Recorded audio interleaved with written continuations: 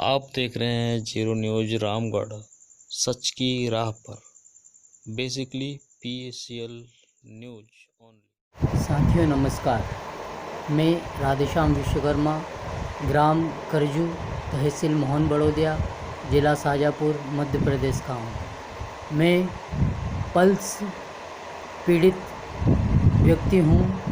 आज 5-6 साल से दर दर की ठोकर खा रहा हूँ।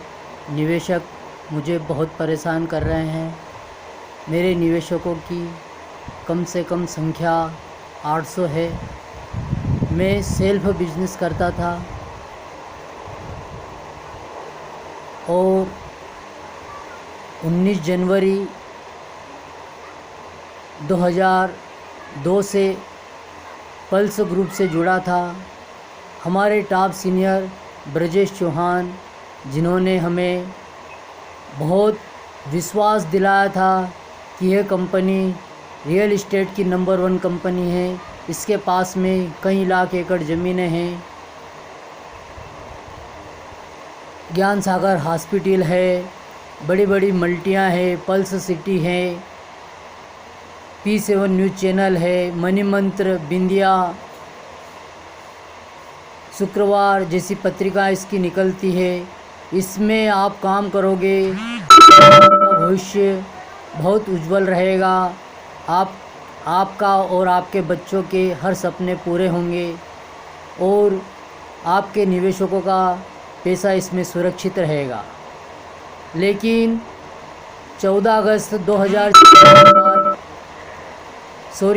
अगस्त 2014 के बाद कंपनी पर बैन लगा था कि कंपनी ने 11 अगस्त 2014 को खुद से कर दिया था कि हमारे पास मात्र 11,706 करोड़ 96 लाख की ही संपत्ति है। इसीलिए सेबी ने 22 अगस्त 2014 को बैन लगा दिया। अगर कंपनी खुद कहती कि हमारे पास 50 लाख करोड़ की संपत्ति है तो आज हमारी कंपनी बंद नहीं होती और ना ही हमारे निवेशकों का पैसा फंसता और ना ही हमारा भविष्य अंधकारमय होता। लेकिन हमारे टॉप सीनियर के सीनियर तेजेंद्र पाल चन्नी साहब, जो हम गुना मीटिंग में जाते थे उस समय पर 75 लाख की गाड़ी से आते थे और मीटिंगों में बढ़ चढ़कर बातें बताते थे। उनका वीडियो अभी एक 2014 में भी पेश हुआ है। उसमें भी वो बता रहे थे कि हमारी कंपनी को 30 साल ऐसे ही नहीं हो गए हैं। साथियों, आज हमें जिन्होंने डुबोया है वो हमारे सीनियर आज मारने की धमकी दे रहे हैं, हमारे निवेशकों को मारने की धमकी दे रहे हैं। ब्रजेश चौहान पहले BSF की नौकरी छोड़ी और सन 90 से पल्स ग्रुप से जुड़े हैं। उन्हें सारा इतिहास मालूम है कंपनी का, फिर भी वो हमें धोखे में रख रहे हैं। 8 जून 2014 को लोटस सोसाइटी की मीटिंग जयपुर में हुई थी। वहाँ पर भी मेरे सीनियर दिनेश गुप्ता सहारनपुर वाले और मैं स्वयं उस मीटिंग में गया था। 2014 में भी PACL बंद होने के बाद नवकेतन में मैंने 60 पॉलिसियाँ बना दी है। उसमें भी कम से कम 6 लाख रुपए फंसा दिए हैं।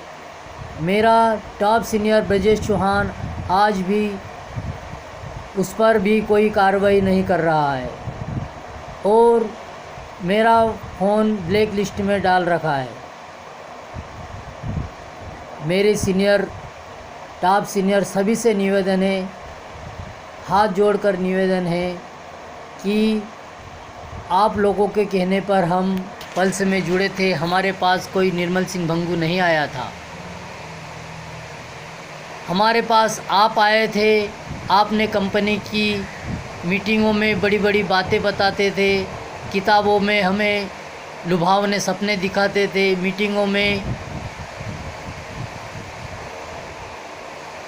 इनामी योजना रखकर हमें लालच देकर हमसे काम करवाते थे। आज 6-7 साल से हमारा भविष्य अंधकारमय हो गया है। हम बहुत पीड़ित हैं। इसलिए हमारा हाथ जोड़कर निवेदन है हमारे ब्रजेश चौहान टॉप लीडर से कि वो हमारी समस्या का हल करे और जल्दी से जल्दी हमारे नवकेतन में फंसे हुए पैसों का भी इंतज़ाम करें, क्यों कि आपके कहने पर हमने एक एक पैसा निवेशकों से लेकर इस कंपनी में जमा किया था। आपने उज्जवल भविष्य बताया था, आज अंधकारमय भविष्य है और हमारे निवेशकों का पैसा भी डूब गया है। SEBI Lodha committee supreme court की आप कहते हो तो वहाँ पर मात्र 11,706 करोड़ 96 लाख की संपत्तियाँ ही कंपनी ने जब्त करवाई है। बाकी की संपत्तियाँ कहाँ गायब है? अगर 65,000 करोड़ की संपत्तियाँ सेबी लोढ़ा कमेटी के यहाँ जब्त होती तो अभी तक हमारे निवेशकों का पैसा कभी का मिल जाता। द जीरो चैनल यूट्यूब वाला है, वह बता रहा है कि यह कंपनी पाक अल चमर लाहौर लिमिटेड है, इसका सही नाम यही है और यह आतंकवादी गतिविधि में लिप्त थी। 21 अगस्त 2014 और 22 अगस्त 2014 का पूरे देश की 400 ब्रांचों का कलेक्शन 15,000 करोड़ रुपए। आज तक संवैधानिक संस्थाओं को हम जैसों ने जानकारियां दी है कि ये पैसा कहाँ गायब है, इसका जवाब आज तक किसी से हमें नहीं दिया है।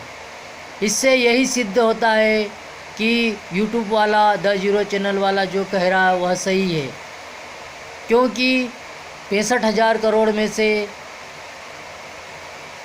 11,000 करोड़ की संपत्ति बताना, बाकी की संपत्ति गायब है और 19,134 करोड़ का लोन इन्होंने ले रखा है, वह भी गायब है।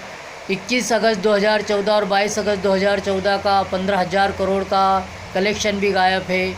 इसलिए हमारा भविष्य अंधकारमय है, क्योंकि ये पैसा सारा देश विरोधी गतिविधि में गया है। अब हम इनसे हाथ जोड़कर विनती करते हैं कि समस्या विकराल रूप धारण कर रही है, इस समस्या का निराकरण जल्दी से करवाइए, अन्यथा आपके साथ बहुत खतरनाक स्थिति होने वाली है। जैसे हम पीड़ा झेल रहे हैं वैसे ही आपको हम पीड़ा झेलने के लिए मजबूर कर देंगे। जय हिंद, जय भारत, वंदे मातरम, इंकलाब जिंदाबाद।